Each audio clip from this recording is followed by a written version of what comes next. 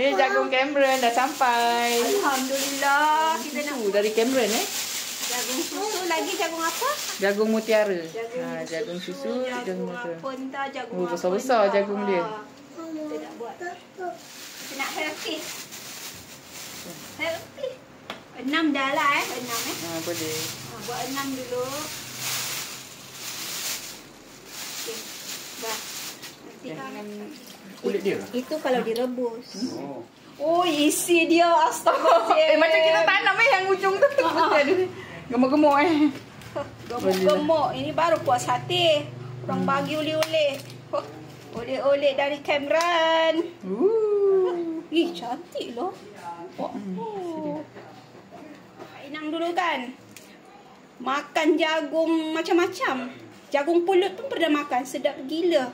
Arwah mak dengan bapak tanam. Sedapnya. Dah rasa manis gila. Sedapnya. Ya Allah. Berbaloi. Ini setiap kali pergi kena beli.